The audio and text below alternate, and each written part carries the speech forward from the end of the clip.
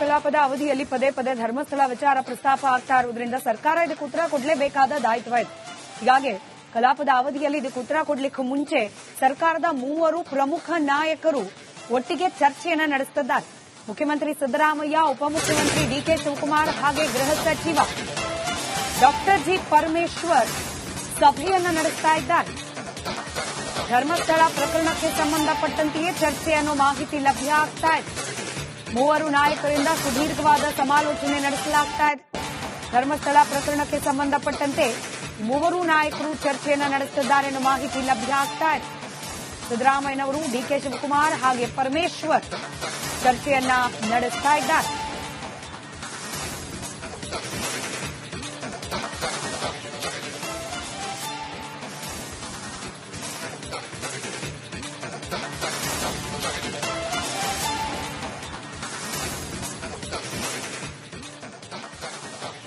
ಸರ್ಕಾರ ಉತ್ತರ ಕೊಟ್ರೆ ಅದು ಅಧಿಕೃತವಾಗ್ಬಿಡುತ್ತೆ. ಧರ್ಮಸ್ಥಳ ವಿಚಾರಕ್ಕೆ ಸಂಬಂಧಪಟ್ಟಂತೆ ಎಸ್ಐಟಿ ತನಿಖೆ ಬಗ್ಗೆ ಮಾಹಿತಿಗಳನ್ನ ಹಂಚಿಕೊಳ್ಬೇಕಾ, ಅಥವಾ ಈ ದೂರುದಾರನ ಬಗ್ಗೆ ಮಾತನಾಡಬೇಕಾ, ಅಥವಾ ಯಾರೆಲ್ಲ ಈ ದೂರುದಾರನ ಪರವಾಗಿ ನಿಂತು ಮಾತನಾಡ್ತಿದ್ದಾರೆ ಅವರ ಬಗ್ಗೆ ಮಾತನಾಡಬೇಕಾ, ಯಾವುದೇ ವಿಚಾರವನ್ನ ಕಲಾಪದ ಅವಧಿಯಲ್ಲಿ ಪ್ರಸ್ತಾಪ ಮಾಡಿದ್ರೂ ಕೂಡ ಅದು ದಾಖಲೆಗಳು ಸೇರುತ್ತೆ. ಹೀಗಾಗಿ ಈ ಧರ್ಮ ಸಂಕಷ್ಟದ ಬಗ್ಗೆ ಏನು ಮಾತನಾಡಬೇಕು, ಯಾವಾಗ ಉತ್ತರ ಕೊಡಬೇಕು, ಎಷ್ಟನ್ನ ಮಾಹಿತಿ ಹಂಚಿಕೊಳ್ಬೇಕು ಅನ್ನೋದ್ರ ಬಗ್ಗೆ ಮೂವರು ನಾಯಕರು ಕೂಡ ಸುದೀರ್ಘವಾದ ಚರ್ಚೆಯನ್ನ ನಡೆಸುತ್ತಿದ್ದಾರೆ ಅನ್ನೋ ಮಾಹಿತಿ ಇದೆ. ಎಸ್ಐಟಿ ರಚನೆ ಆದ ನಂತರದಲ್ಲಿ ಸರ್ಕಾರದ ಕಡೆಯಿಂದ ಅಧಿಕೃತ ಹೇಳಿಕೆ ಅಂತ ಈವರೆಗೂ ಹೊರಬಂದಿಲ್ಲ.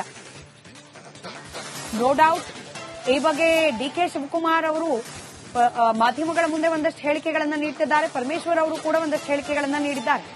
ಆದರೆ ಸರ್ಕಾರ ಕಲಾಪದ ಅವಧಿಯಲ್ಲಿ ಈ ಬಗ್ಗೆ ಪ್ರಸ್ತಾಪ ಮಾಡಿತು ಅಂತಂದ್ರೆ ಎಸ್ಐಟಿ ತನಿಖೆ ನಡುವೆ ಈ ರೀತಿ ಮಾತನಾಡುವುದರಿಂದ ಒಂದಷ್ಟು ಗೊಂದಲಗಳು ಹಾಗೆ ಒಂದಷ್ಟು ಪ್ರಶ್ನೆಗಳು ಹುಟ್ಟೋ ಸಾಧ್ಯತೆ ಕೂಡ ಇರುತ್ತೆ. ಹೀಗಾಗಿ ಯಾವೆಲ್ಲ ವಿಚಾರಗಳನ್ನ ಪ್ರಸ್ತಾಪ ಮಾಡಬೇಕು, ಯಾವೆಲ್ಲ ವಿಚಾರಗಳನ್ನ ಪ್ರಸ್ತಾಪ ಮಾಡಬಾರದು ಅನ್ನೋದ್ರ ಬಗ್ಗೆ ಮೂವರು ನಾಯಕರು ಸುದೀರ್ಘವಾದ ಮಾತುಕತೆಯನ್ನ ನಡೆಸ್ತಾ ಇದ್ದಾರೆ. ಮತ್ತಷ್ಟು ಡೀಟೇಲ್ಸ್ ನಮ್ಮ ಪ್ರತಿನಿಧಿ ಹನುಮಂತು ನೀಡ್ತಾ ಹೋಗ್ತಾರೆ. ನೇರ ಸಂಪರ್ಕದಲ್ಲಿದ್ದಾರೆ ಹನುಮಂತು. ವಿರೋಧ ಪಕ್ಷಗಳಂತೂ ಧರ್ಮಸ್ಥಳದ ವಿಚಾರ ಇಟ್ಕೊಂಡು ಸರ್ಕಾರದ ಮೇಲೆ ಪ್ರಶ್ನೆಗಳ ಮೇಲೆ ಪ್ರಶ್ನೆ ಕೇಳ್ತಾ ಇದೆ. ಇವತ್ತೆಲ್ಲ ನಾಳೆ ಉತ್ತರ ಕೊಡಲೇಬೇಕು. ಉತ್ತರ ಕೊಡ್ಲಿಕ್ಕೆ ಮುಂಚೆ ಈ ಮೂವರು ನಾಯಕರ ಸಮಾಲೋಚನೆ ಏನ್ ಡೀಟೇಲ್ಸ್ ಸಿಗ್ತಾ ಇದೆ?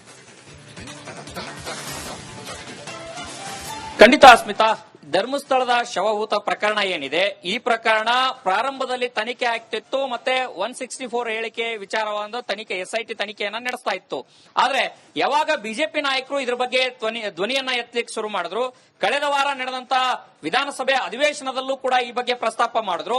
ರಾಜಕೀಯ ಸ್ವರೂಪ ಪಡಿತಿದ್ದಾಗೇನೆ ಸ್ಥಳೀಯ ಕರಾವಳಿ ಭಾಗದ ಒಂದಷ್ಟು ನಾಯಕರು ಎಲ್ಲರೂ ಕೂಡ ಬಂದು ಸಿಎಂ ಸಿದ್ದರಾಮಯ್ಯ ಅವರನ್ನ ಹಾಗೂ ಡಿಸಿಎಂ ಡಿಕೆ ಶಿವಕುಮಾರ್ ಅವರು ಕೂಡ ಕೆಪಿಸಿಸಿ ಅಧ್ಯಕ್ಷರು ಕೂಡ ಆಗಿದ್ದಾರೆ, ಅವರನ್ನ ಭೇಟಿ ಮಾಡಿ ಅಲ್ಲಿ ವಾಸ್ತವಿಕ ಸಂಗತಿ ಏನ್ ನಡೀತಾ ಇದೆ, ಒಂದಷ್ಟು ರಾಜಕೀಯ ಬೆಳವಣಿಗೆಗಳು ಏನಾಗ್ತಾ ಇದೆ ಅನ್ನುವಂತ ಮನವರಿಕೆಯನ್ನ ಮಾಡಿಕೊಟ್ಟಿದ್ದಾರೆ. ಇದಾದ ನಂತರದಲ್ಲೂ ಕೂಡ ಡಿಸಿಎಂ ಡಿಕೆ ಶಿವಕುಮಾರ್ ಅವರು ಕೂಡ ಉಪ್ಪನಾಗಿ ಹೇಳಿದ್ರು, ಧರ್ಮಸ್ಥಳದ ವಿಚಾರವಾಗಿ ಬಹುದೊಡ್ಡ ಷಡ್ಯಂತ್ರ ನಡೆದಿದೆ, ಸ್ವತಃ ಮುಖ್ಯಮಂತ್ರಿಯನ್ನೇ ಕೊಲೆಗಾರ ಅನ್ನುವಂತ ಮಾತನ್ನ ಹೇಳ್ತಾರೆ, ಇದನ್ನು ನಿಮಗೆ ಗೊತ್ತಿದೆಯಾ ಅನ್ನುವಂತ ಮಾತನ್ನ ಡಿಸಿಎಂ ಡಿಕೆ ಶಿವಕುಮಾರ್ ಅವರು ಹೇಳ್ತಾರೆ.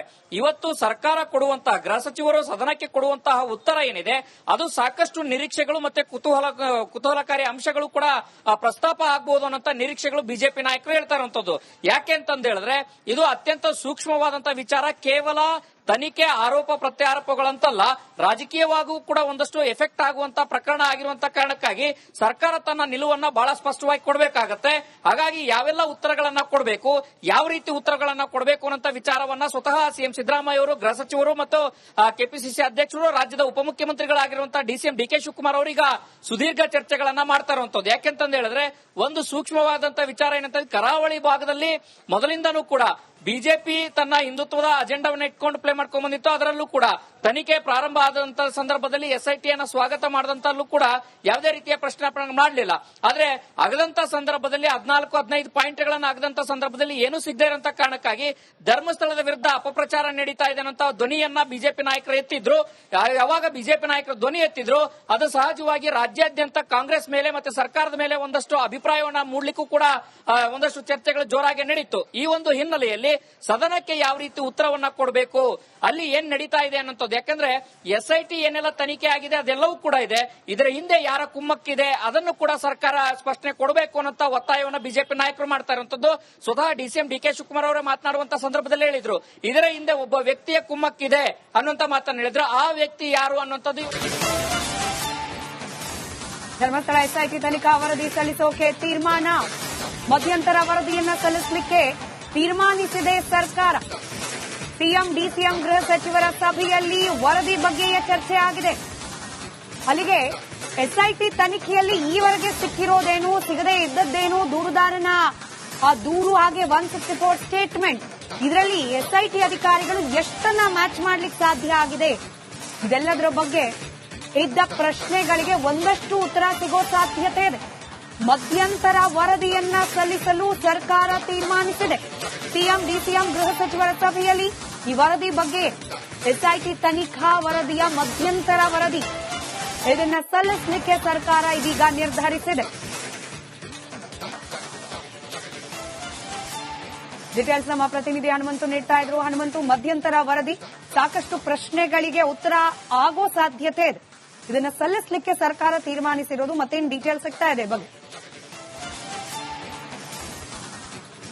ಖಂಡಿತ ಸ್ಮಿತಾ, SIT ಅಧಿಕಾರಿಗಳು ಕಳೆದ ವಾರ ಅಧಿವೇಶನ ನಡೆಯುವಂತ ಸಂದರ್ಭದಲ್ಲಿ ಸಿಎಂ ಸಿದ್ದರಾಮಯ್ಯ ಅವರನ್ನ ಗೃಹ ಸಚಿವರನ್ನ ಬಂದು ಭೇಟಿ ಮಾಡಿದ್ರು. ಆ ಒಂದು ಸಂದರ್ಭದಲ್ಲೂ ಕೂಡ ಏನೆಲ್ಲ ಆಗಿದೆ ಅದನ್ನೆಲ್ಲ ವರದಿ ಕೊಡಿ ಅನ್ನುವಂತ ಮಾತುಗಳನ್ನ ಗೃಹ ಸಚಿವರು ಸೂಚನೆಯನ್ನ ಕೊಟ್ಟಿದ್ರು. ಮತ್ತೆ ಸದನದಲ್ಲಿ ಈ ವಿಚಾರ ಪ್ರಸ್ತಾಪ ಆಗಿರುವಂತಹ ಕಾರಣಕ್ಕಾಗಿ ಸದನದಲ್ಲಿ ಸೋಮವಾರ ಉತ್ತರ ಕೊಡ್ತೇವೆ ಅನ್ನುವಂತ ಮಾತನ್ನ ಸ್ವತಃ ಗೃಹ ಸಚಿವರು ಹೇಳಿದ್ರು. ಈ ಒಂದು ಹಿನ್ನೆಲೆಯಲ್ಲಿ ಇದೀಗ ಇಷ್ಟು ದಿನಗಳ ಕಾಲ ತನಿಖೆಯ ಸಂದರ್ಭದಲ್ಲಿ ಯಾವೆಲ್ಲ ಕುರುಹುಗಳು ಪತ್ತೆಯಾಗಿದ್ದಾವೆ, ಏನೆಲ್ಲ ಅಂಶಗಳು ದಾಖಲಾಗಿದ್ದಾವೆ, ಅದನ್ನೆಲ್ಲವನ್ನು ಕೂಡ ಕ್ರೋಢೀಕರಣ ಮಾಡಿಕೊಳ್ಳುವಂತ ಕೆಲಸವನ್ನ ಸರ್ಕಾರ ಮಾಡ್ತಾ ಇದೆ. ಆದ್ರೆ ಬಿಜೆಪಿ ನಾಯಕರು ಮಧ್ಯಂತರದ ವರದಿಯನ್ನ ಯಾವ ರೀತಿ ಸರ್ಕಾರ ಕೊಡುತ್ತೆ ಅನ್ನೋದರ ಆಧಾರದ ಮೇಲೆ ತಮ್ಮ ಮುಂದಿನ ನಡೆಯನ್ನ ಅನುಸರಿಸಲಿಕ್ಕೆ ಬಿಜೆಪಿ ನಾಯಕರು ತೀರ್ಮಾನ ಮಾಡಿದ್ದಾರೆ. ಒಂದೊಮ್ಮೆ ಅಲ್ಲಿ ನಡೀತಾ ಇರುವಂತಹ ಅಂಶಗಳ ವಿರುದ್ಧ ಏನಾದ್ರೂ ಬಂತಂದ್ರೆ, ಅಂದ್ರೆ ತನಿಖೆಯ ಸ್ವರೂಪ ಏನಿದೆ, ತನಿಖೆಯಲ್ಲಿ ಏನಾದ್ರೂ ಧರ್ಮಸ್ಥಳದ ವಿಚಾರವಾಗಿ ಅಪಪ್ರಚಾರದ ವಿಚಾರಗಳೇನಾದ್ರು ಉಲ್ಲೇಖ ಆದ್ರೆ ಸಹಜವಾಗಿ ಬಿಜೆಪಿ ನಾಯಕರೆಲ್ಲರೂ ಕೂಡ ಕೆರಳಿ ಮತ್ತೆ ಸದನದಲ್ಲಿ ಕೋಲಾಹಲ ಸೃಷ್ಟಿ ಮಾಡುವಂತಹ ಸಾಧ್ಯತೆ ಇದೆ. ಆದ್ರೆ ಬಹಳ ಪ್ರಮುಖವಾಗಿ ಕರಾವಳಿ ಭಾಗದ ಶಾಸಕರು ಬಿಜೆಪಿ ನಾಯಕರ ಒತ್ತಾಯ ಏನಂತಂದು ಹೇಳಿದ್ರೆ, ಈ ಘಟನೆಗೆ ಕುಮ್ಮಕ್ಕು ಕೊಡ್ತಾ ಇರುವಂತವ್ರು ಯಾರು ಅದನ್ನ ಸರ್ಕಾರ ಸ್ಪಷ್ಟಪಡಿಸಬೇಕು. ಯಾಕೆಂತಂದು ಹೇಳಿದ್ರೆ ಇದು ಕೇವಲ ಒಂದು ಕ್ಷೇತ್ರಕ್ಕೆ ಮಾಡಿದಂತ ವಿಚಾರ ಅಲ್ಲ, ಧರ್ಮದ ವಿಚಾರ ಆಗಿರುವಂತದ್ದು. ಮತ್ತೊಂದು ಕಡೆಗೆ ಆ ಕ್ಷೇತ್ರ ಮಾತ್ರ ಅಲ್ಲ, ಇಡೀ ರಾಜ್ಯಾದ್ಯಂತ ದೇಶಾದ್ಯಂತ. ಮಧ್ಯಾಹ್ನದ ಬಳಿಕ ಸದನಕ್ಕೆ ಪರಮೇಶ್ವರ್ ಉತ್ತರ ನೀಡೋ ಸಾಧ್ಯತೆ. ಧರ್ಮಸ್ಥಳ ಕೇಸ್ ವಿಚಾರವಾಗಿ ಗೃಹ ಸಚಿವರೇ ಸದನಕ್ಕೆ ಉತ್ತರವನ್ನ ನೀಡುವ ಸಾಧ್ಯತೆ ಇದೆ. ಬಿಜೆಪಿ ಎತ್ತಿರುವ ಪ್ರಶ್ನೆಗಳಿಗೆ ಉತ್ತರ ನೀಡಲಿದ್ದಾರೆ ಗೃಹ ಸಚಿವರು. ಉತ್ತರಕ್ಕೂ ಮೊದಲು ಸಿಎಂ DCM ಹಾಗೆ ಗೃಹ ಸಚಿವರು ಚರ್ಚೆಯನ್ನ ನಡೆಸ್ತಾ ಇದ್ದಾರೆ.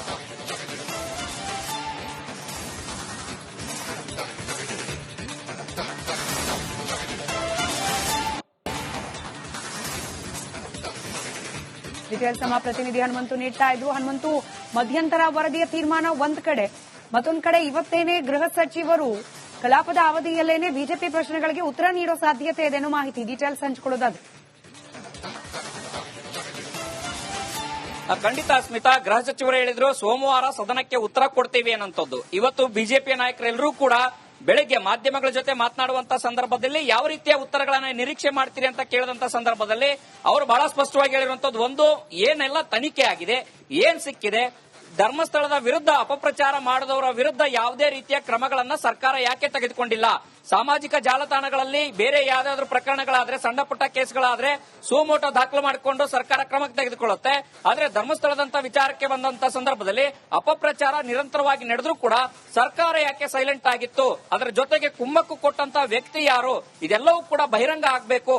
ಅದು ಮಧ್ಯಂತರ ವರದಿಯ ಮೂಲಕ ಕೂಡ ಕೊಡಬಹುದು. ಜೊತೆಗೆ ಸರ್ಕಾರ ಗೃಹ ಸಚಿವ ಡಾಕ್ಟರ್ ಜಿ ಪರಮೇಶ್ವರ್ ಅವರಿಗೆ ತನಿಖೆಯ ಮಾಹಿತಿ ಅಧಿಕಾರಿಗಳು ಈಗಾಗಲೇ ಕೊಟ್ಟಿದ್ದಾರೆ, ಅವರು ಸಿಎಂ ಸಿದ್ದರಾಮಯ್ಯ ಅವರಿಗೂ ಕೊಟ್ಟಿದ್ದಾರೆ. ಇವರೆಲ್ಲವೂ ಕೂಡ ಚರ್ಚೆ ಮಾಡಿಕೊಂಡು ಸದನಕ್ಕೆ ಯಾವ ರೀತಿಯ ಉತ್ತರವನ್ನ ಕೊಡಬೇಕು ಅನ್ನೋ ನಿರೀಕ್ಷೆಗಳೇನಿದಾವೆ ಆ ಒಂದು ಚರ್ಚೆ ನಡೆದಂತ ಸಂದರ್ಭದಲ್ಲಿ ಮಾತುಕತೆಯನ್ನ ನಡೆಸಿದ್ದಾರೆ. ಆದ್ರೆ ಒಟ್ಟಾರೆಯಾಗಿ ತನಿಖೆ ನಡೆದಂತ ಸಂದರ್ಭದಲ್ಲಿ ಯಾವ ರೀತಿಯ ಮಾಹಿತಿಗಳ ಕಲೆ ಆಗಿದಾವೆ, ಏನೆಲ್ಲ ಕಲೆಗಳ ಮಾಹಿತಿಗಳು ಸಿಕ್ಕಿದಾವೆ, ಕಲೆ ಹಾಕಲಾಗಿದೆ, ಜೊತೆಗೆ ಏನೆಲ್ಲ ಪೂರ್ವಗಳು ಸಿಕ್ಕಿದಾವೆ, ಮುಸುಕುದಾರಿ ಯಾರ ವಿರುದ್ಧ ಆರೋಪ ಮಾಡಿದ್ದಾರೆ ಅನ್ನೋದೆಲ್ಲವೂ ಕೂಡ ಕೂಲಂಕುಷವಾಗಿ ಸದನಕ್ಕೆ ಇವತ್ತು ಗೃಹ ಸಚಿವರು ಕೊಡುವಂತಹ ಸಾಧ್ಯತೆ ಇದಾವೆ. ಆದ್ರೆ ಬಿಜೆಪಿ ನಾಯಕರ ಪಟ್ಟ ಏನಂತಂದು ಹೇಳಿದ್ರೆ ಇದರ ಹಿಂದೆ ಇರುವಂತಹ ಕುಮ್ಮಕ್ಕು ಕೊಟ್ಟಂತರು ಯಾರು ಅದನ್ನ ಸರ್ಕಾರ ಹೇಳಬೇಕು ಅನ್ನೋಂಥದ್ದು. ಆದ್ರೆ ಸರ್ಕಾರ ಇವತ್ತಿಯ ಯಾರು ಇದಕ್ಕೆ ಕುಮ್ಮಕ್ಕು ಕೊಟ್ಟಿದ್ದಾರೆ ಅನ್ನೋಂಥದ್ದನ್ನ ಹೇಳ್ತಾರೋ ಇಲ್ವಾ ಅನ್ನೋಂಥದ್ದೇ ಈಗ ಕುತೂಹಲಕಾರಿ ಪ್ರಶ್ನೆ ಆಗಿದೆ. ಸ್ಮಿತಾ, ಧನ್ಯವಾದ ಹನುಮಂತು ಮಾಹಿತಿಗಾಗಿ.